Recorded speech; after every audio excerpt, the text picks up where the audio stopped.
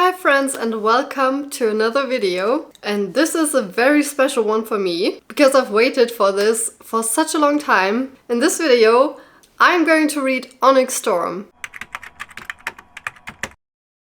So obviously this is the moment we've all been waiting for the last however long it's been since you've read Iron Flame. For me that was, I think, in May of last year, so it's been a while.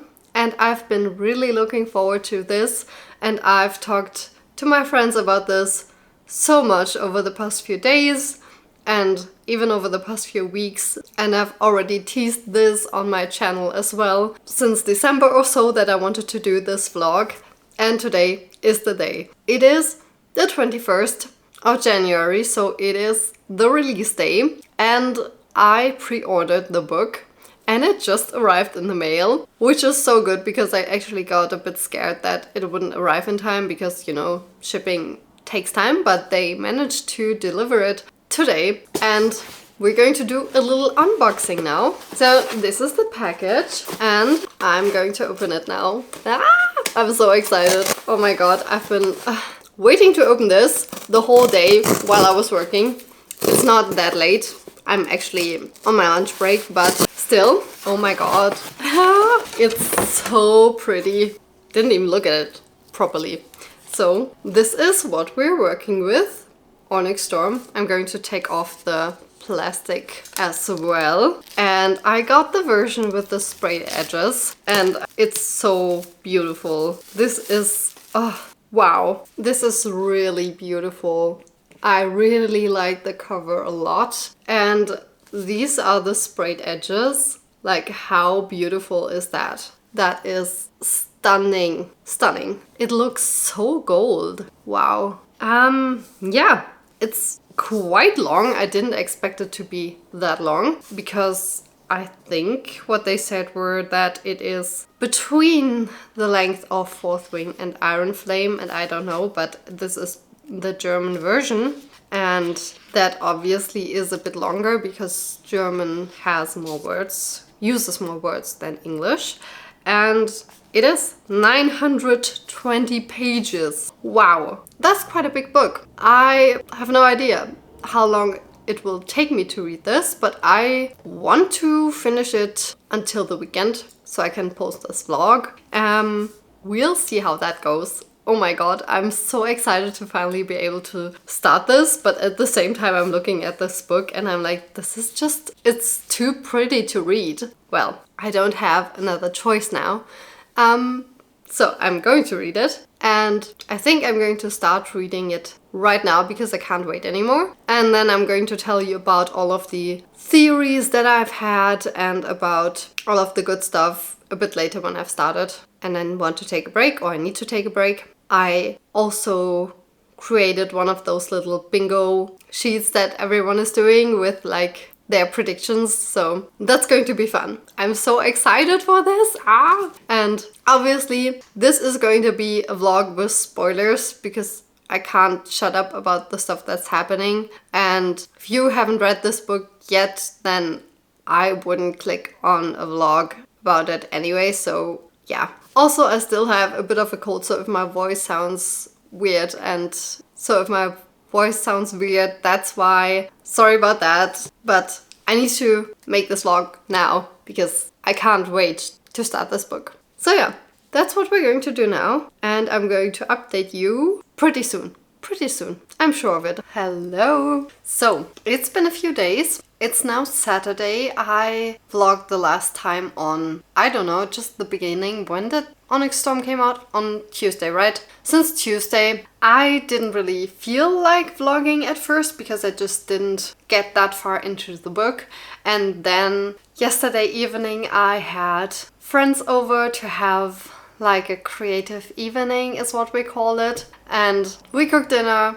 It was a great evening. I had such a good time. And then today I just slept in and went for a run for the first time again since I have been sick. I was sick last week and I felt like shit. And especially not working out has made my mental health so much worse. And so being able to do that today was a great step into the right direction, I feel like. And all of this to say that I didn't read a lot, which is why I didn't update you sooner.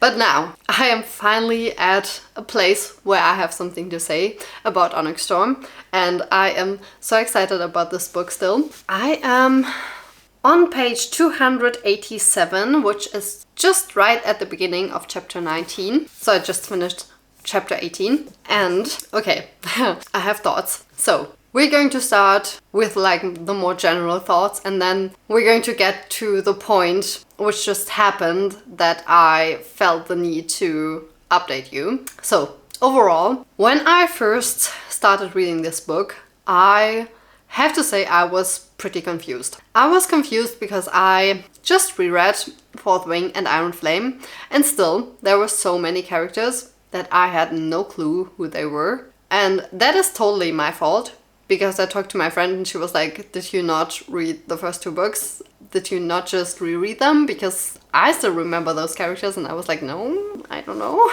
I'm not good with like keeping track of characters' names in general, which is pretty stupid because I have this channel and I'm talking about the books all the time, but I still have a hard time of keeping track of characters' names. And then also just when there are side characters, I usually don't feel the need to memorize them that much unless I know that they're going to be important in the future, if you know what I mean. I just realized that my camera is really wonky. I'm going to set things straight now. No. Okay, so I feel like now it's straight. Sorry about that. Wow, this is already so chaotic.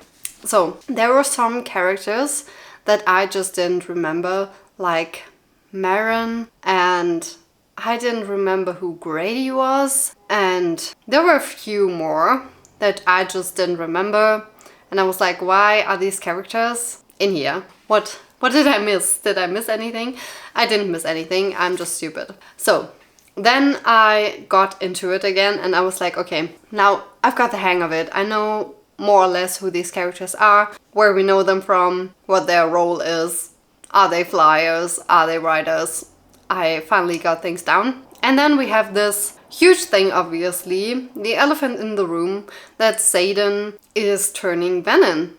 And I was really surprised at how this was handled in the book, because I expected this to be like the main thing that Violet would focus on, and I would expect them to immediately try and go find a cure for that and immediately go out and not stay at Basgiath. I just thought for some reason that it would be so obvious that Xaden has turned Venom or is in the process of turning Venom that we wouldn't be able to stay there.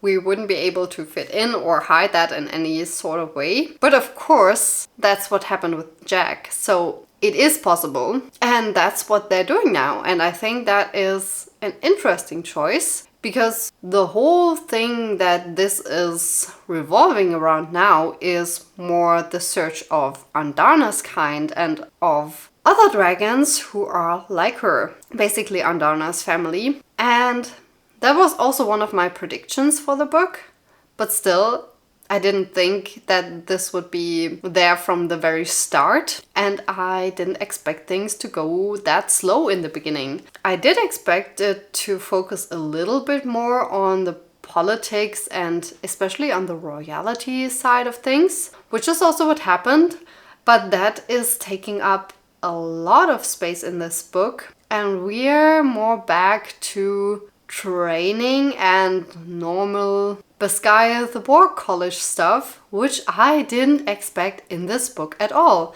I thought we were going to go off searching for a cure, searching for stuff, but of course there's going to be research involved in this. And yeah, interesting choices that were being made there. It's so much slower than I expected. And that's not a bad thing. I'm still enjoying it, and I enjoy that there's some element of surprise for me in it because of that. Because actually a lot of the things that I have predicted so far have come true. And I think that's probably the case for a lot of the fandom, because I'm not the smartest person in the fandom to come up with these. These are pretty common theories, I would say. So that definitely was interesting that was interesting. I think the most memorable thing that happened so far for me was that while they were at this outpost, there was this fight happening and this venom attack on this village.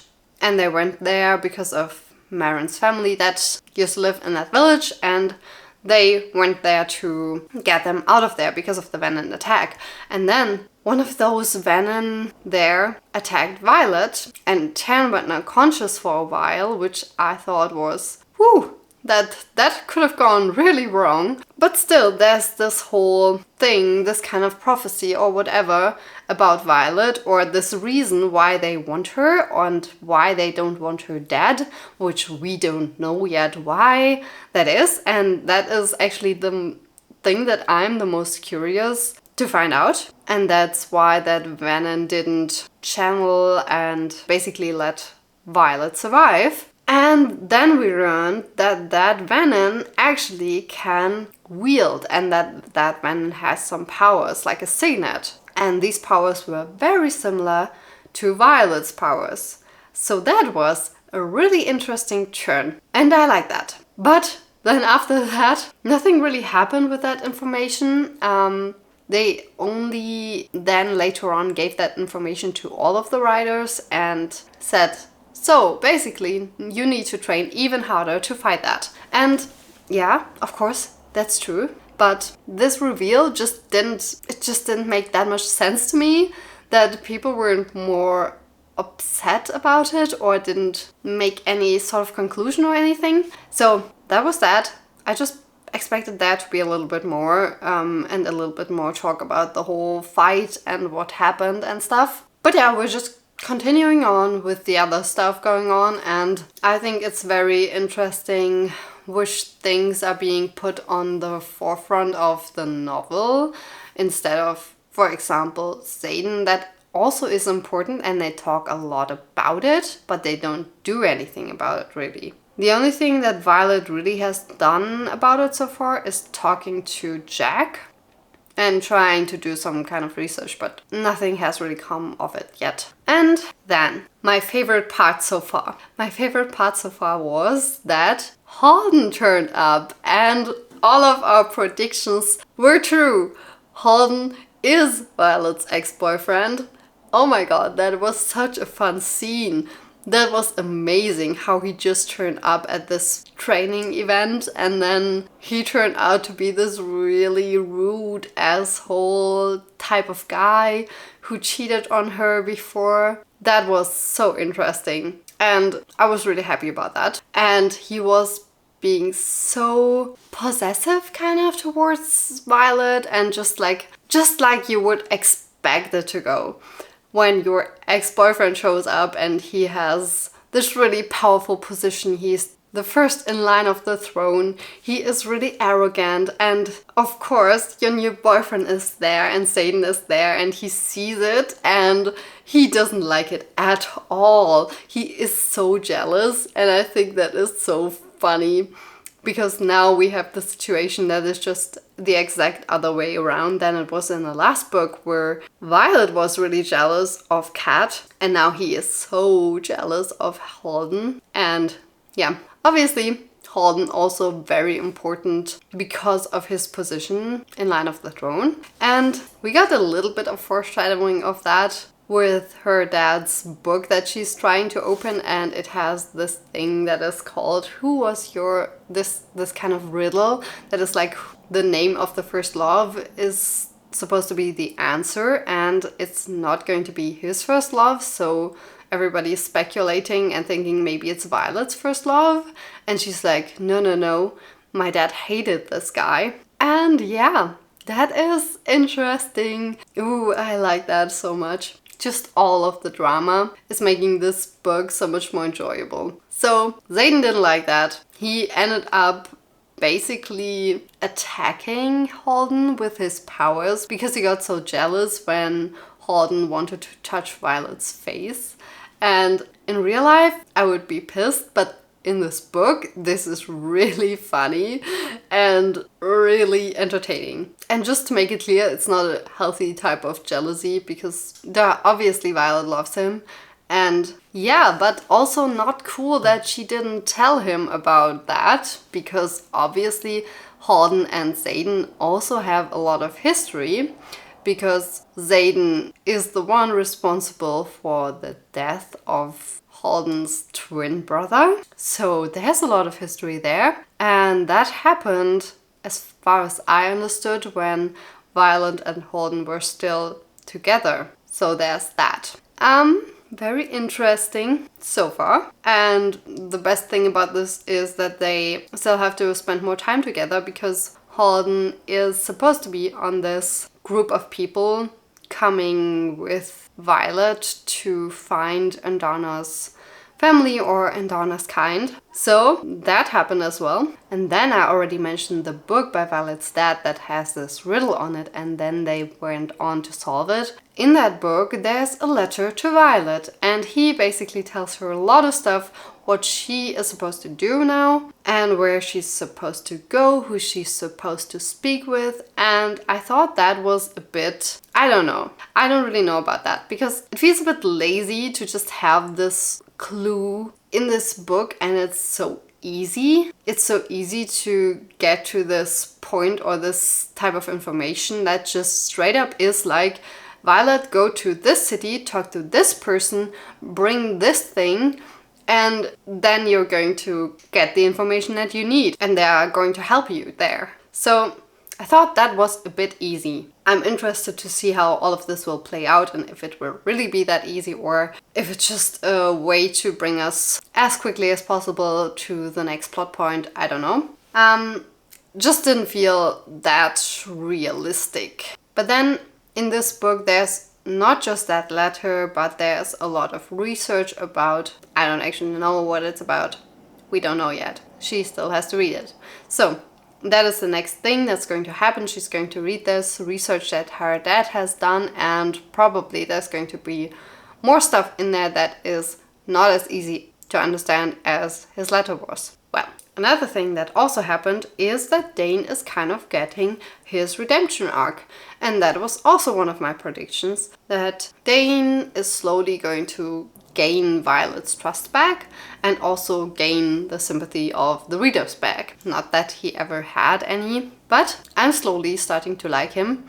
And I know there are a lot of readers out there who are like, I'm never going to like Dane, and I do understand. But for me, I'm not that hung up on things that happened in the past. I think that he deserves a second chance, and I think Rebecca also thinks so, because she has said that in many interviews, that she actually likes Dane as a character a lot, if I remember correctly. So that is also an interesting development, and I'm excited to see where this is going to go. What I have to say is that I'm a bit bummed that Rebecca Yarros has already said that Xaden and Violet are endgame, because if they weren't, I would now be thinking, is there going to be something with Xaden again? Is there going to be something with Dane again? Because obviously the situation that Violet and Xaden is not an easy one. He has already channeled a few more times because he just can't really control it. And I think there would be more tension, and it would be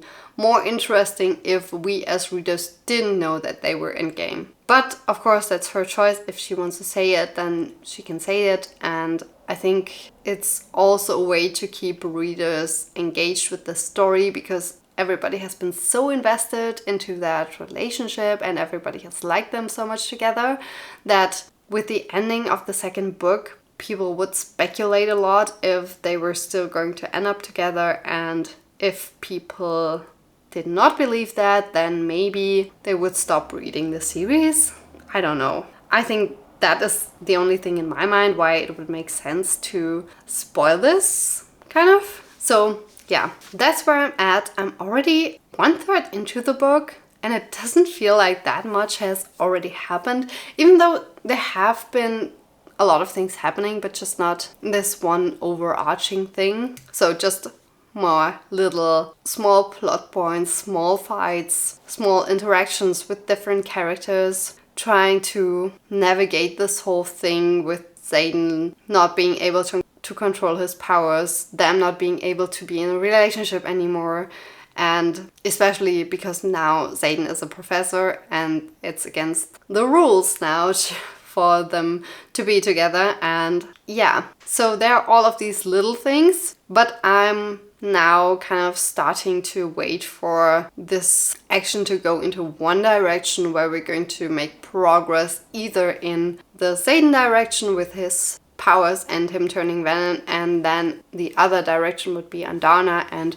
her finding her family. So I think that is also what's going to happen next, because we got this letter from her dad. We now need to take some kind of action on that, and I think that's going to be like the main next thing that's going to happen. And I already told you that I made this ONYX Storm bingo, and I still wanted to let you know what I wrote down so that we are on the same page and you already know what I thought going into this book. So the things I wrote down, and some of them don't really make any sense without an explanation, but I'm going to explain it to you, obviously.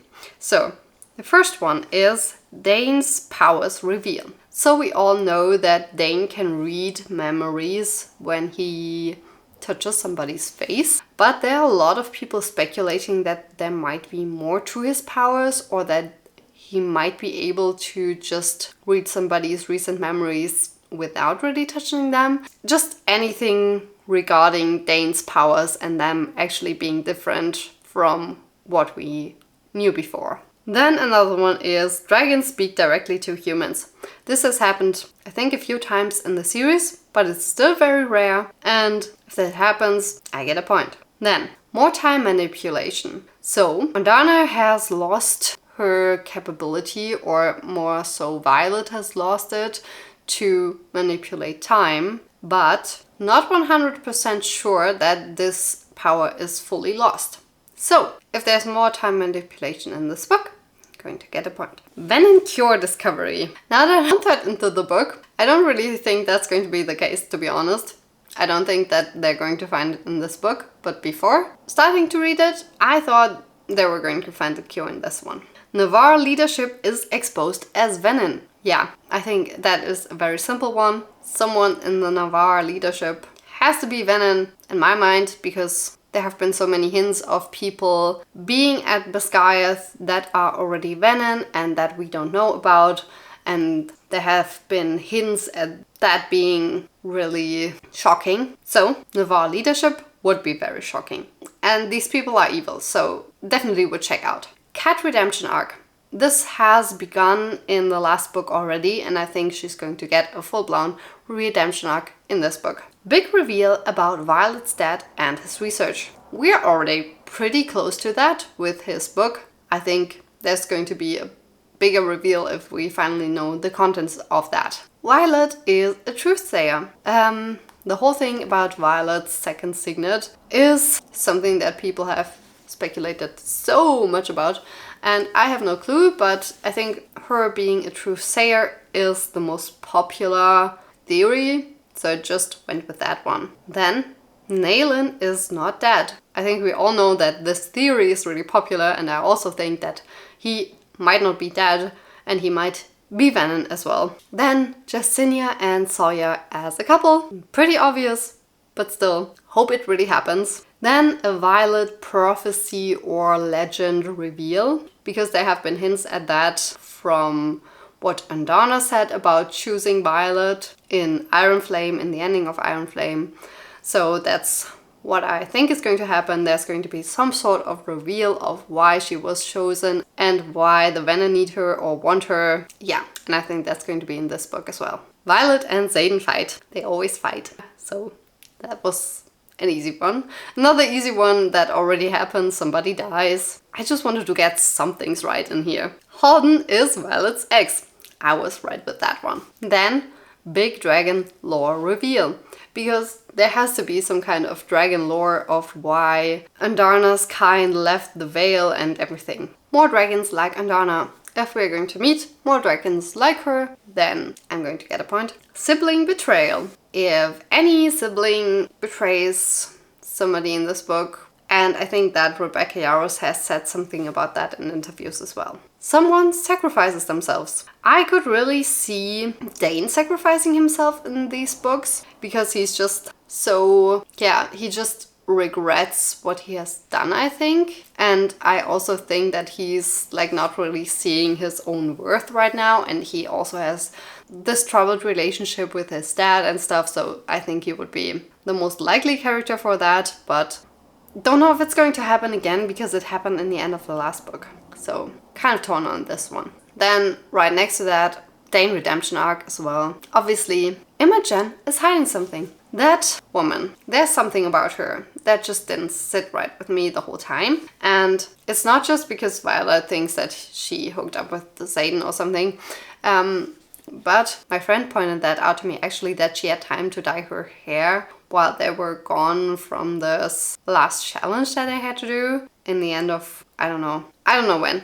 But there was something about her dyeing her hair and that being just a very inconvenient time, and she still did it, so maybe she has something to hide about her hair color. I don't know. We don't really know about that, but just something about her is suspicious. Then betrayal by a rebellion member goes kind of in the same direction as Imogen hiding something. Sibling betrayal could also be a part of that, or just somebody being Venom as well. So many possibilities, but I think that would be one of the more shocking things rather than just the people at Basgiath being the bad guys. Then Violet's hair is an important plot point because that hair, there are so many theories about that. Especially about her mom being attacked by venom when she was pregnant is, I think, a really popular one. But there are also more theories around her being part venom, about her dad being venom and still alive, about just so many things, about a connection to the venom that she has already met. We don't know, but I think it's going to be an important plot point because it's pointed out so much. And yeah, even now in this book there was this one venom who was really similar in powers to her, and that one also had silver hair. Next one is Undana is a key weapon against the venom. I think we already started that in the end of the last book with the final battle, and it is now already mentioned again that she can actually hurt Wyvern, I think, or was it Venom, that she can burn them with her fire or something like that. So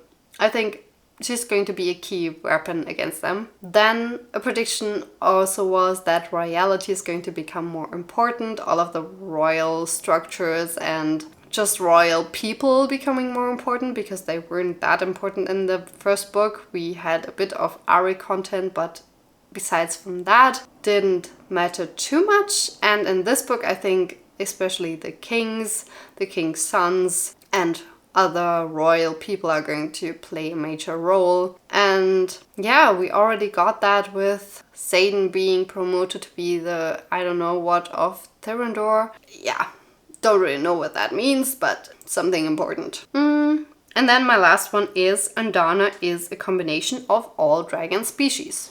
Because there's something about this riddle of the 6 and the 1 combined that just tells me that maybe Undana's species is somehow a combination of all of the dragon species or something like that. Don't know. So these are my predictions that I had before starting the book. I think I'm doing pretty well so far, and it's really interesting to see where this is going to go. And now I'm going to continue reading because I have talked so much about this book now, but I still really want to finish it this weekend, and I hope that's still going to happen. It's pretty late already on Saturday, so maybe I can finish it tomorrow.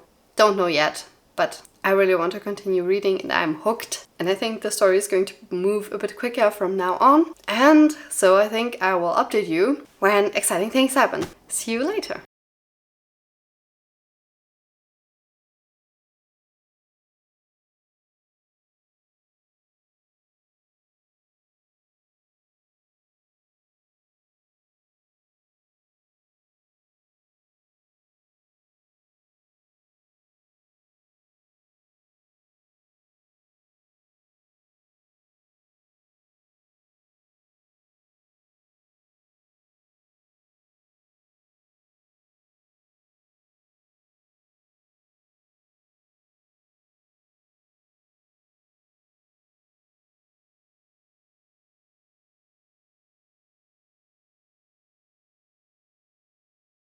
Okay, what just happened? Oh my god. They just got to this other country again. I think it's called Umbrian or something like that. I don't know exactly. But they just got there and they had to go through all of these tunnels, and then they arrive and there are servants there, and it turns out that every single one of those servants has silver hair. Silver, like Violet. That is a very interesting. I don't know what it means yet, but oh my god. What does it mean? What? And it's the place that her dad has led her to. I am shook. What the heck? What the heck's going on? By the way, there have been so many more things that have happened so far. Prince Holden has almost been killed. Xaden has channeled again in a land where there isn't even any magic, so no idea how that worked. And the situation is becoming more and more urgent. Violet was pretty badass in that situation, by the way, because she managed that and she handled that and negotiated, and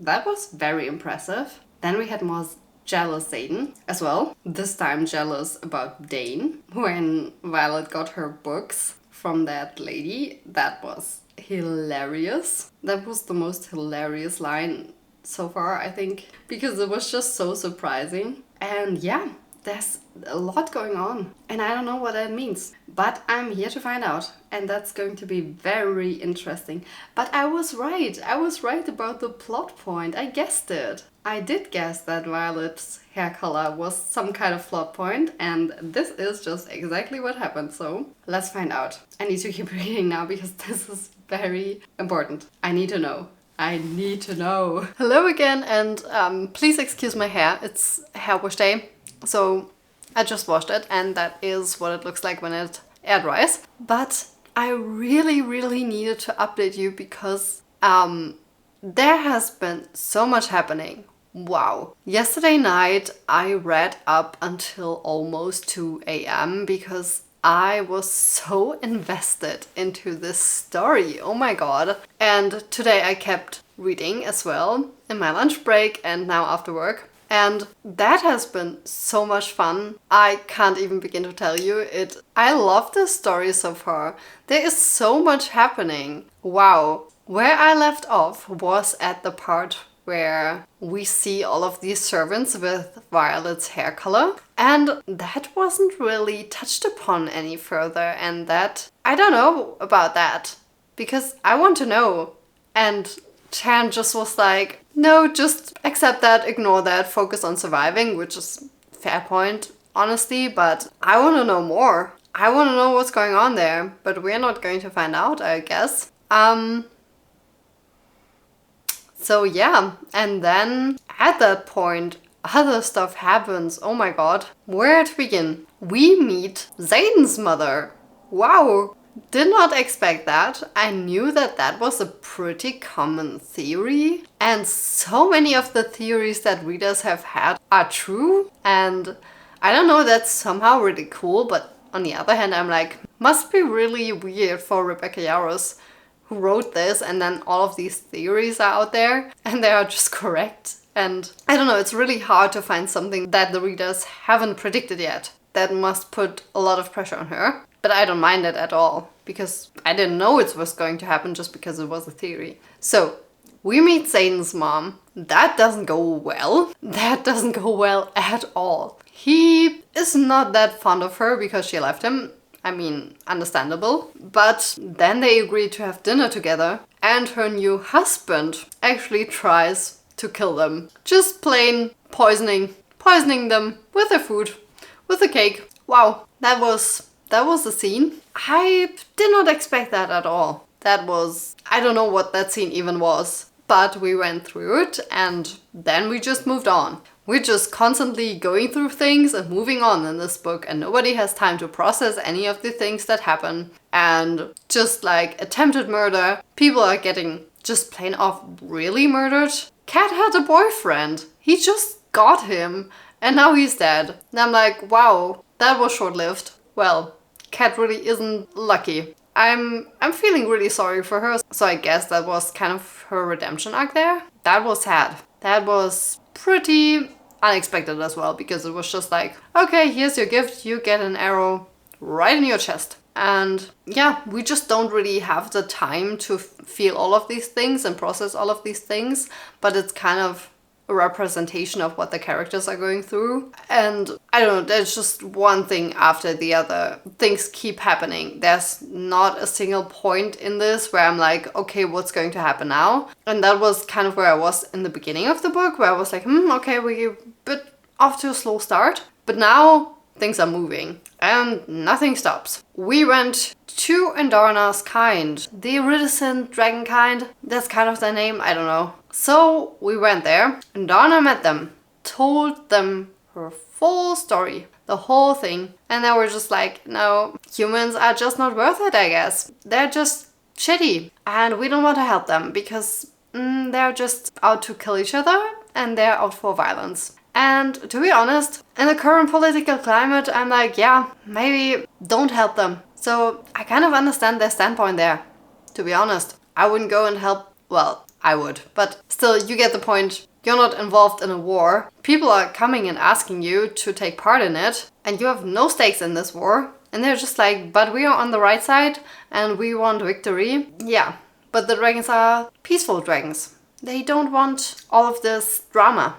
They don't want to be involved in it, and I kind of respect that. But I guess there's going to be a turning point in this somewhere, because there's this one dragon that is like, I actually think she deserves it. And that was the part that I really didn't like about it, was that they were like, oh, but you were forced to do that by Violet, and Andarna was forced to participate in a war, is what they're saying, which is not at all true. And I think they could have done a better job at explaining this, because they kind of see it as the dragons having to do what the writers are saying, and that is not at all how it is.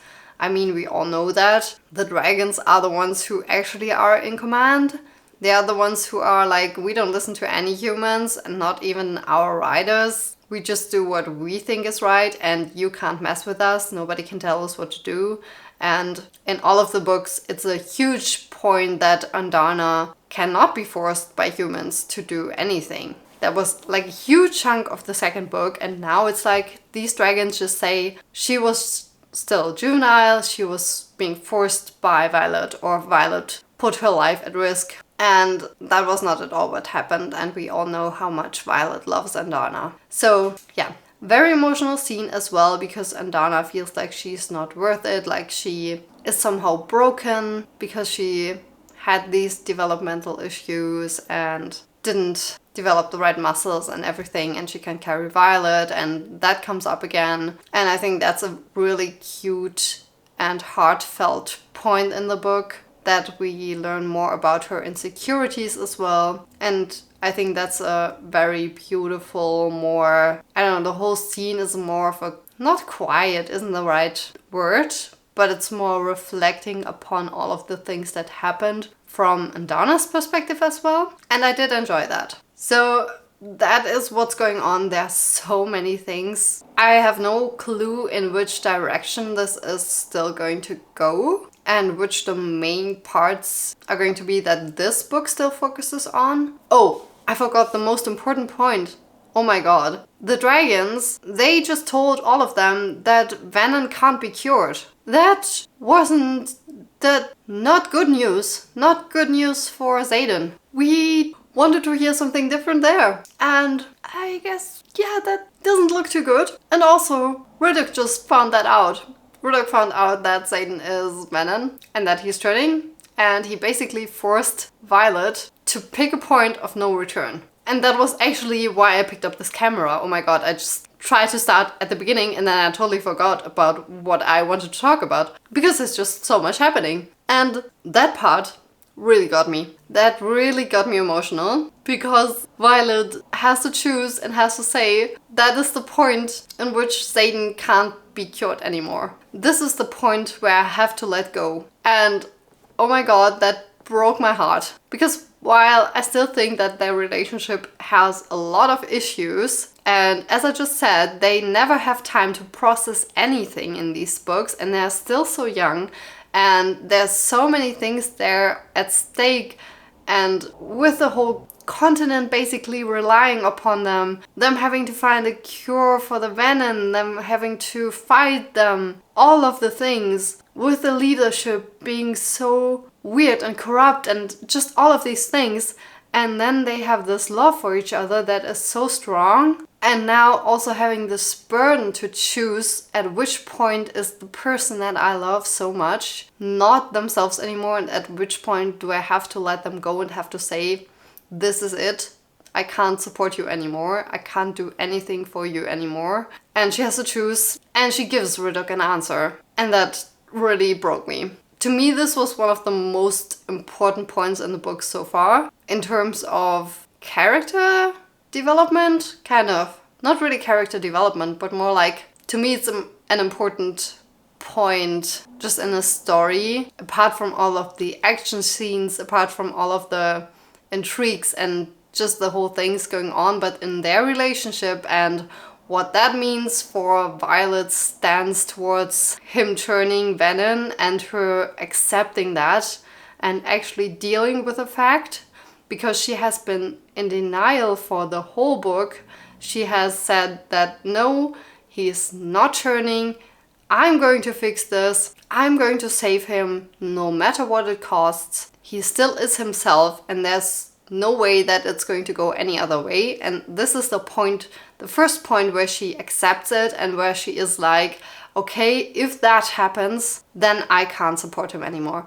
And yeah, that was just really important to me, really important point in the story, that she finally loses part of this delusion, which hopefully isn't delusion because there's still 2 more books to go. And yeah, we don't want to lose Xaden, but at some point, if he can't be cured, that's what you gotta do. But I still have hope that they kind of find a cure or something, because the only reason... Okay, the only reason. Yeah, the reason for why the dragon said they can cure him is because he loses part of himself that you can't get back. And I just think that it's such a vague explanation and such a vague answer to these things that are very complex, and we don't know enough about venom powers and about the whole way that the magic they have works. And just saying this seems so inexplicit. It's just like he loses part of himself that he just can't get back.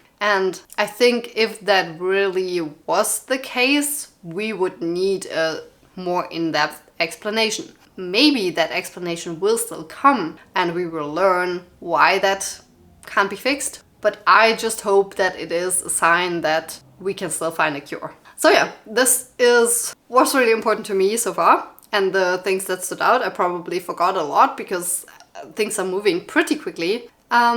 They also just got a random cat. So many things. But yeah, as I said, I don't know what the last 30% of this book will entail. I don't know which direction we're going to go into now. I have, I would say, pretty clear thoughts on what is going to happen over the last 2 books of the series. Like, there's probably going to be like a major fight. We're going to hopefully find a cure for the venom. I think the dragons are going to come back. This one dragon is going to convince some of them to help Andana, blah blah blah. All of these things I think are possible plot points in the future. We're going to find out about Violet's connection to this island with the people with the silver hair. We're going to find out about her connection to the venom and why they don't want to kill her. All of these things, but I just don't know what's going to happen in this book. And hopefully there are going to be some surprises as well. So I really want to continue reading because this has been fun and it's really been pulling me out of my reading slump.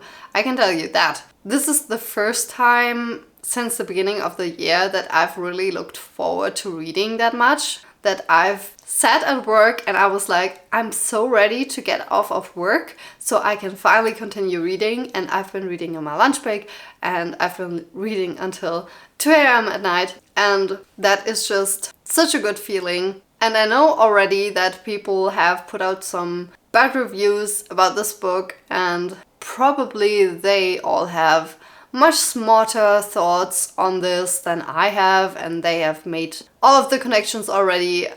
I didn't look up any spoilers, obviously, duh. So I don't know yet. Probably people are interpreting so much more than I am because I just forget stuff pretty easily. And I'm not that good at making all of the connections, connecting the dots and being like, oh, because that was said in that book and this certain quote will mean this thing. No, I'm just reading. I'm just reading for the vibes. So what was my point? Probably there's much more to say about all of the things that just happened, but I'm loving it. And I know that some people are probably going to say something about stuff not making sense or stuff being, I don't know, not enough info, too much info, all of these things. I'm just really enjoying myself here.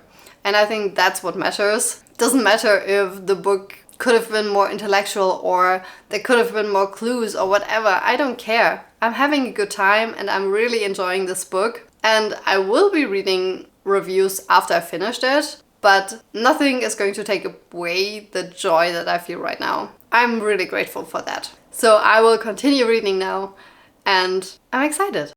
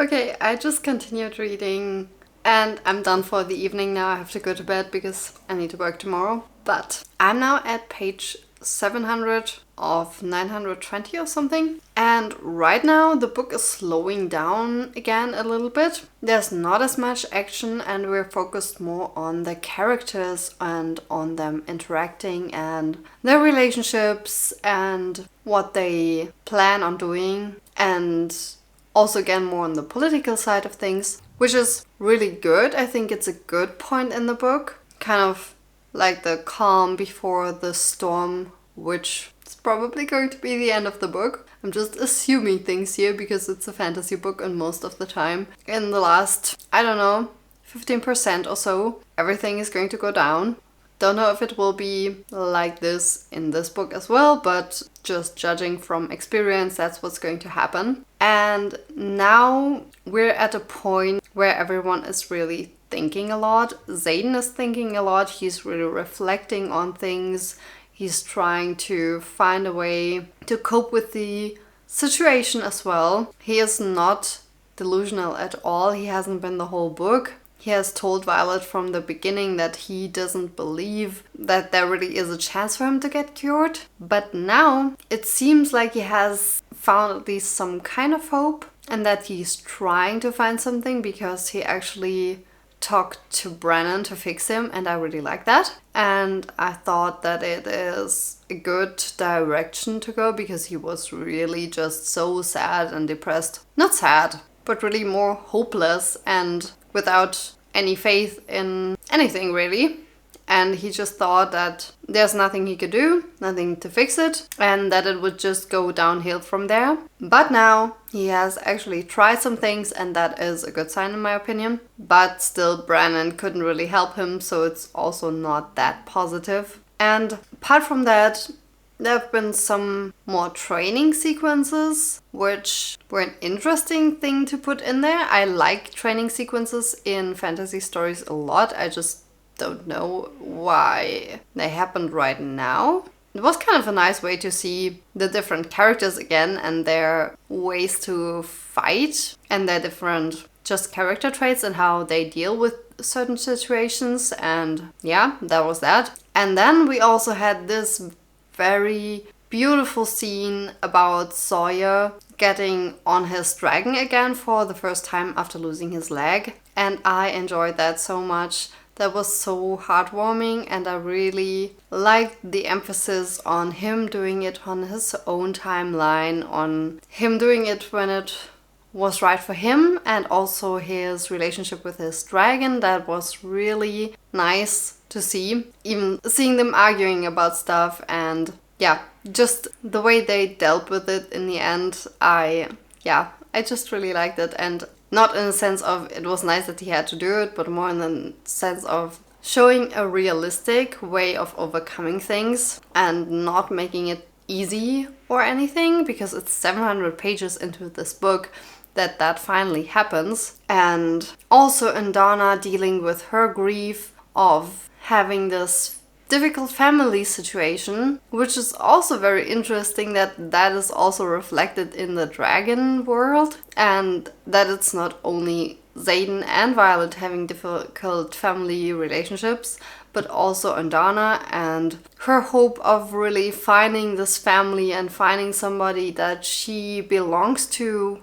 because she feels like she's not really part of the other dragons. She doesn't have her own den. And then actually going there and finding them and then losing that again in such a short time span really made her so sad, and she's not dealing with it very well. And I really like that she also called out Violet and Tern for their behavior and their way of dealing with grief, because they just don't as well. They don't talk about their feelings, and she calls that out when Violet offers her to talk about her feelings and says that she has every right to process them and stuff. And Dana really says, but you don't do that either, and that is so valid. And yeah, I just really like the different themes that are discussed in this novel so far. And I do feel like they are deeper than the themes that were discussed definitely in the first book and even the second one. And I also hope that this is the way that the series continues, that we have difficult moral questions that are being asked and discussed in different ways, in different relationships. I also really like the part about Xaden and his position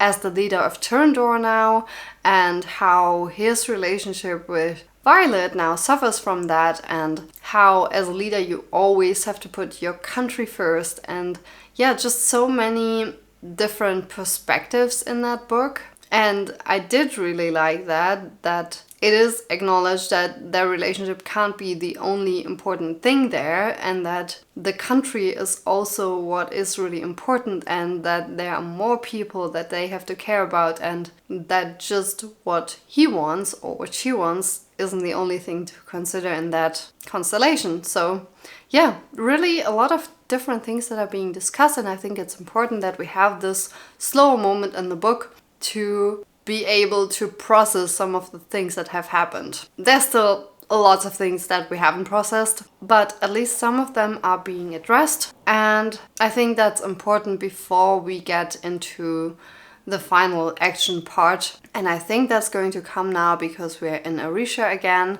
and the wards are slowly starting to fall and they're getting weaker. So I guess there's some kind of fight going to go down, and it's going to be a very interesting one because we have the lightning wielder Venom that is probably going to take part in this battle, and she is way stronger than Violet, and that is a very interesting development as well, that after this whole time where it's always been like Xaden is so powerful, Violet is so powerful, and now we have somebody who is even more powerful and who is able to fight them, because they are still very young, they don't have all of this experience. And yeah, I think that's a very interesting development, and I'm really looking forward to this confrontation that is probably going to come in the end of the book. Okay, I really need to go to bed, but I had to talk about this because what the heck is going on in this book?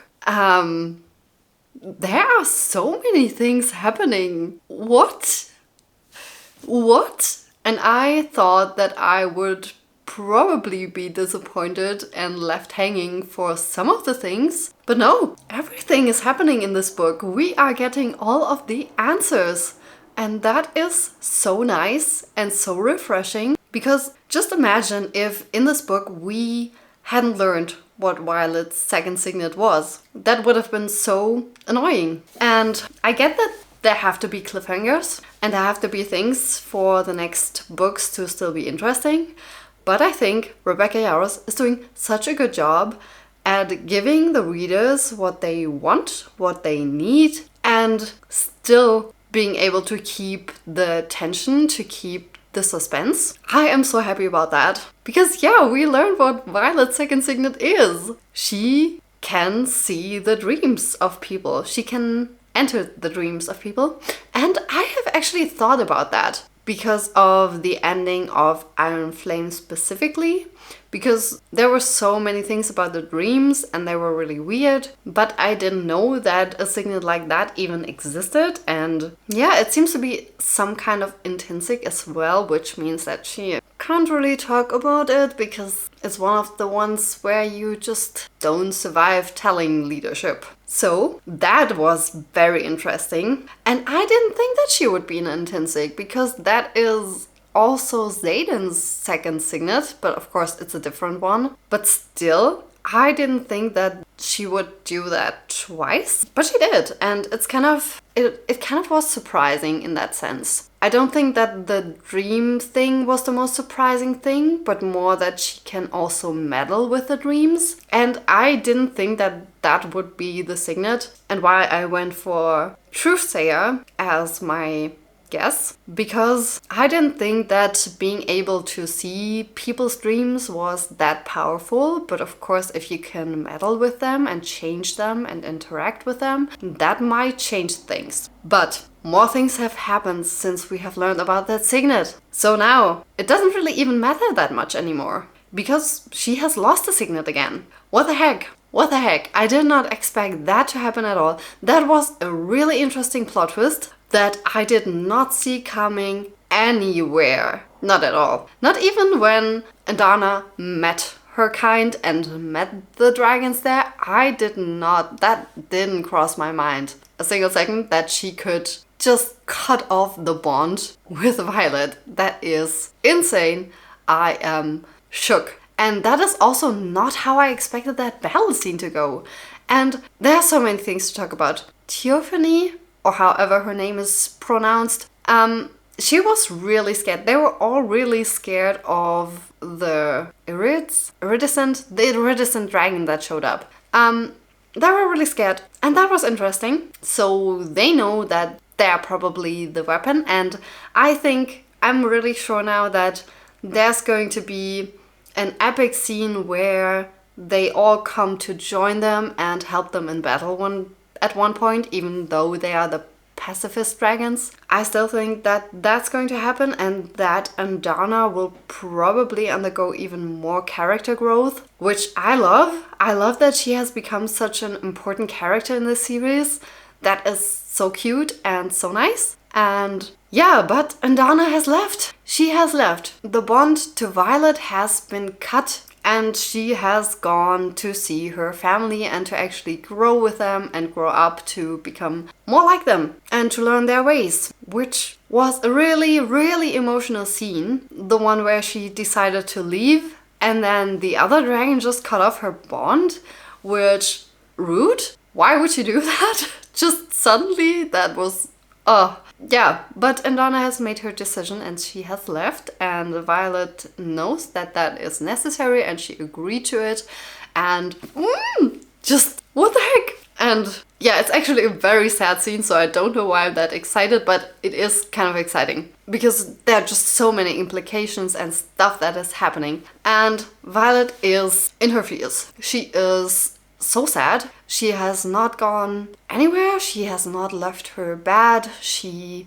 has not communicated with anyone. She has not talked to Xaden. She is miserable. And I like that. Well, I like that it's in the book. I don't like that for her, but I still think it's very cool to see because that is a realistic way of dealing with loss and dealing with kind of grief as well, which is not something that has happened in this series that much. I talked about this before, that they all just shove their emotions down and they don't have time to talk about it or process anything, and this is kind of the first time that we really see Violet being that affected by anything. Even the death of her own mother, she hasn't really processed or spent a long time thinking about or being sad about.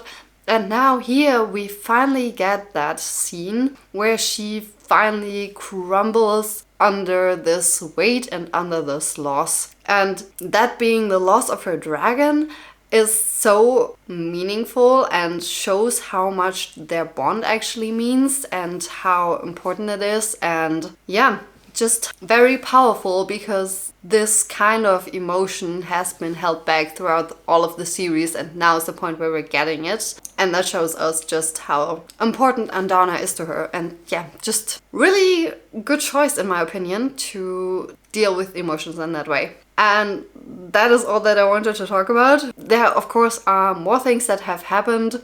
There has been this fight in Orisha. They have restored the guards and they can finally be there again, but Violet doesn't care about anything because she's feeling miserable, and that is also something that is so relatable. And yeah, just all of the things are happening. And there are still pages left in this book. I thought this would be a good kind of cliffhanger to leave us on, that Andana has left and we don't know what's going to happen, but apparently there's more that's going to happen in this book.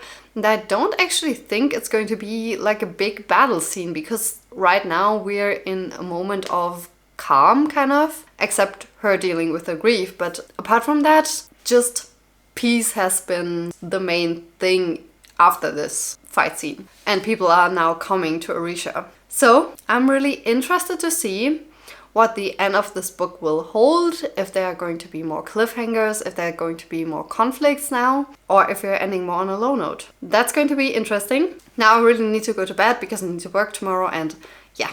But I couldn't hold that in, so I just wanted to let you know. And I can't wait to continue this book, but I have to go to the office tomorrow. That means I can't even read in my lunch break. That's heartbreaking. But I will update you when I finally can continue reading. Oh my god. Yeah.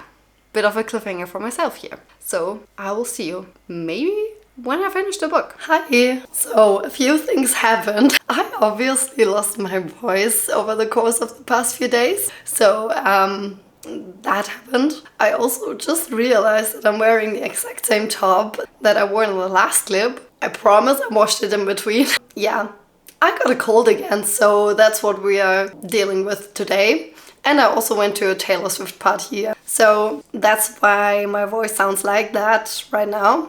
I am sorry about that, but I still wanted to give you an update on my reading because I finished ONYX Storm. And oh my god, I really liked the ending on that. I don't remember exactly where I left off the last time, but so many things happened in the end. That was really fun. I think I left off at the part where Dana went away, and I thought there wasn't going to be this big action scene at the end, but of course there was.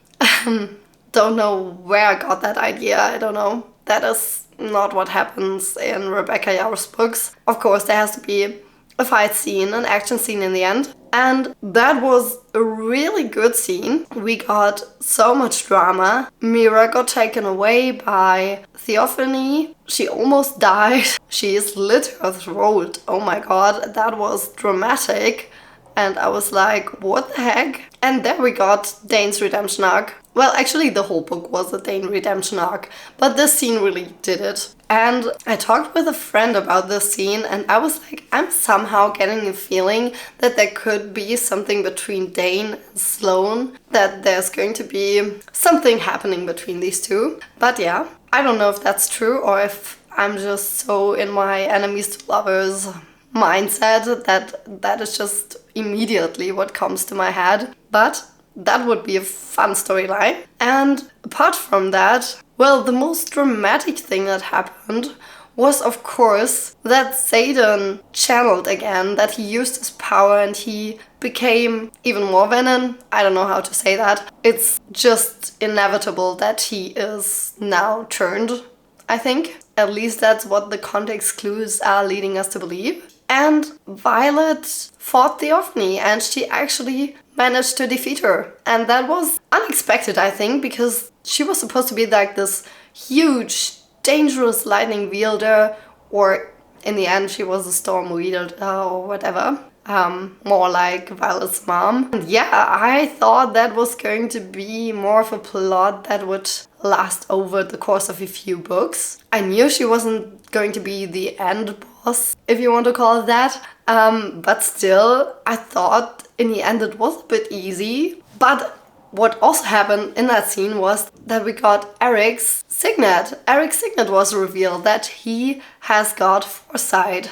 And that I love. That was a good, I don't want to say plot twist, but a good turn of events. I really think that's going to be so fun to read about in the next few books. I really like him as a character, and I think that his signet is really cool, and especially him being a prince and then having this dangerous signet kind of. Interesting to see how much control he has over it so far, because I don't think he has that much control, otherwise he would have seen different things happening and would have reacted differently. I think he still has to learn to control his signet. He's still new to all of this. Interesting.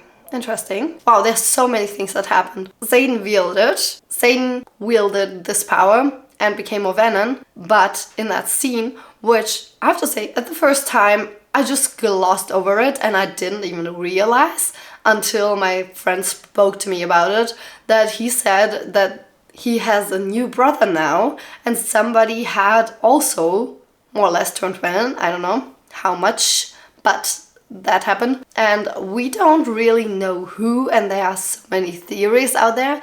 My theory at this point is probably that it's going to be Bodhi, because then we get to the scene where Violet has a ring on her finger and she is married to Xaden, and she just forgot all about it because Imogen used her signet on her, and I did not expect that. That was a twist in the end that was really weird. I did not see it coming at all. And yeah, I think from the last chapter you can tell that Xaden did it to protect his kingdom and that there's somebody who can take care of the kingdom. But that was supposed to be Bodhi. Bodhi was supposed to be the one to replace Xaden in case that he turns and in case that he can't take care of the kingdom anymore. So that's why I think probably Bodhi is the one who also turned, because that would be an explanation for Violet having to take over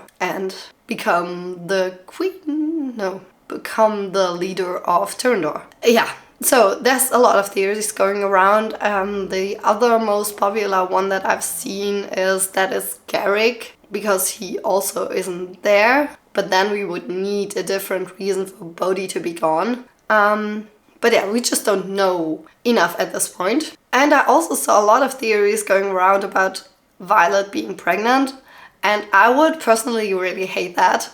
This is so lazy, and somehow it just has been done before so many times, and I don't think it's original. I think bringing a baby into it just to have higher stakes is, I don't like it. So I really hope that doesn't happen. But I also think that I saw somewhere that Rebecca Yarros said that's not what's going to happen. But I'm not sure about that, so yeah. I just hope we don't get this weird pregnancy trope thing, because I hate that. Yeah, otherwise lots of fight scenes. I think a lot of people said that they found the ending a bit confusing or not as coherent. I really liked the ending. I like the fight scenes and the switch of perspectives, because we also got Rhiannon's perspective, we got Xaden's, we got Imogen's perspective. So much was happening in the end, and I did really enjoy that, because I feel like otherwise the scene just wouldn't have worked as well. But I do think that the scene was quite short and not a lot was explained, and I do get that people wanted more explanations and they wanted all of these loose threads that we now have to be resolved. But it is only the third part of the series, and now we have to wait, obviously, but I don't think that's a bad thing. I think it's totally fine to have these loose threads, even though now the anticipation is really high, and yeah, you have to wait, and I guess that some of them could have been resolved throughout the book, but there were just more questions added to the list, I would say. And yeah, I know that there were so many things that the readers wanted from this book, but I also think that in the end you have to just go with the flow and, I don't know, go in with less expectations maybe. Because there are all of these theories going around, people are just overthinking all of these things.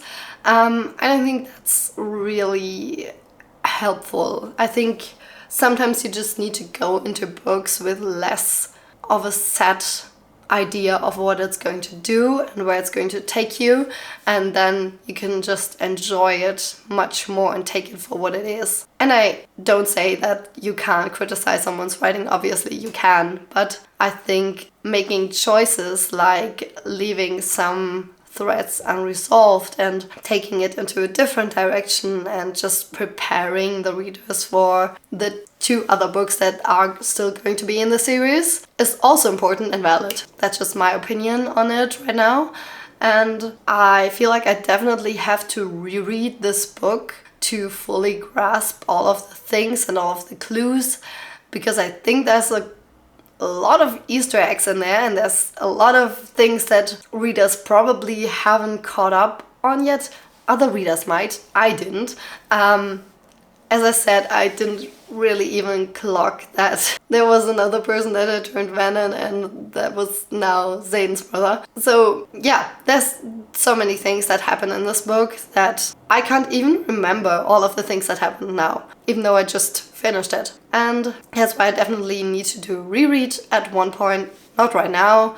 I'm going to take my time with it and then probably reread it closer to when the fourth book will come out, and maybe in between if I really want to. But yeah, there's a lot of things that happen in there, and probably there are also so many clues and Easter eggs and hidden things that are really important for future books. And the whole thing with Andana, I also don't really remember what happened in the end, but she turned up again and she helped out Violet, and that was a really cute moment as well. And even with the characters that I had no clue about who they were, in the end they still had an emotional impact on me. Like, for example, Imogen's scene with Quinn. I had no idea who Quinn was. I honestly couldn't remember that character at all, besides then hearing her name before, but other than that, no idea what anyone said about her, what she did in the last two books. And when I read it from Imogen's perspective, Rebecca Yarros managed to really draw me in so quickly that I got really invested in this relationship, in this friendship, that I cried in the end. I cried over Quinn's death, and I got really emotional for Imogen, and it made me like her much more as a character. It made me really connect with her. And that is something that I really admire in the series, that she just managed to do that in, I think it was one chapter that was Imogen's point of view. So yeah, just so many things have happened, and I really enjoyed that I managed to get emotional over it, even though I didn't understand everything and I didn't get all of the connections and all of the characters. And there are also so many memes going around about all of the people and about, like, is Llewellyn a place or a person? It's both. But yeah, even if you didn't get everything and if you didn't pay full attention to every single detail like I did, I didn't pay that much attention. I'm just not the type of reader to do that. I think it's still very enjoyable and you're still invested in the storyline, and yeah, I just really enjoyed that. And I think I still need other people to explain some of the parts to me that I just glossed over or where I didn't connect the dots. But still, that was so much fun. And yeah, I really enjoyed this reading experience. I think I got through this pretty fast with the 920 pages. And I read it in more or less a week. I think a week and 2 days or something like that. And I know for some people that's really slow and they just binge read it. But with books like this, I want to take my time a little bit. So for me, that was quite fast. And I forgot where my train of thought was going, but yeah, I really enjoyed it. I had a good time, and I think it's a very hard thing to have a book that is so anticipated and people have so many expectations, and you have to kind of try and meet these expectations but also do something unexpected. So I really think that is a very stressful situation to be in, and especially with the publishing date being set that early, and yeah, just having to finish it in that time frame must be so much pressure. And I'm really glad that Rebecca Yarros is taking her time with the fourth book and that she is going to take some time away with her family as well, because I think ultimately that is how we will get a better book in the end. I hope it's not going to be a George R.R. Martin situation or a Sarah J. Maas 4-year wait, but it is how it is, and if she takes that long, she takes that long, and that's fine. But the series is also in the works, so I don't think that's what's going to happen. Yeah. I like this book a lot, and I'm already excited for the next one. Of course, there wasn't, like, I didn't like all parts of it, and I didn't think all points were amazing, and that's not what makes a book a 5-star read to me necessarily. Of course, that can happen, but that is so rare, especially in series and fantasy series. But I do think that I had such a good time reading it, and that is the most important thing to me. Not that I agree with every single decision or everything is exactly the way I wanted it to go, but more that I had a really enjoyable reading experience, and I'm excited for the next one in the series, and I'm just trying to let the series take me where it goes. So yeah, but I do get that other people don't see it that way, or they have different expectations, or they criticize it more because they're just more critical than I am, which is totally fine. That is also valid. So yeah, I'm really excited to hear your thoughts and especially theories, and if you have thought about the book more than I did, then you probably have some insight into what you think is going to happen next, or some more character connections and stuff. I'm really interested to hear what you thought about it and if you enjoyed it or not. And I will now go and talk to my friends about this in depth, and I will finally be able to look up all of the memes and all of the theories and all of the things that people have said online that I've been trying so hard to avoid, which was a really difficult thing to do over this 1 week. So wow, I really think that's yeah, let's just say I'm really grateful for every single one who has put spoiler warnings in front of their videos and put it as a description or put it as a title. Thanks to them. All of the other people who didn't put that on their videos and theories, maybe think about that, because there's nothing more annoying than hearing spoilers for a series that you have waited for so long to finally get released. And yeah, that wasn't easy, but I managed it. And I'm really interested to see how this series is going to continue, where it's going to take me, how much more popular these books will become, if the series that is coming out will be good or not. That's a huge thing. So excited to see all of the fan castings. Yeah, just really glad for this whole community thing. And it's really comparable to the Harry Potter series or the Twilight series when I was a teenager and all of that came out. So I'm just really happy for all of this buzz around the books and this community aspect of it, and just seeing so many people enjoying a book, enjoying a series. It makes me so happy, and just all of the positive vibes around it. Yeah, I'm really enjoying that, and I'm trying to take that with me and trying to continue this feeling and excitement. And yeah, it just makes me really happy for the book community to have this huge thing again. And it just really reminds me of why I love reading so much and how much fun it can be. So yeah, that were my thoughts on ONYX Storm. And if you are still here, thank you so much for watching the whole thing and for supporting this channel. If you haven't subscribed yet, then you can do that right now. And if you have anything to say about ONYX Storm and the series, then please let me know down below in the comments. I think it is okay to put spoilers on this video because there is spoilers in the title, but of course it would be good to also put spoiler warnings in the comments if you're going to talk about something, just to make 100% sure that nobody reads them beforehand. And yeah, that's all for today. I will see you in my next video. Bye!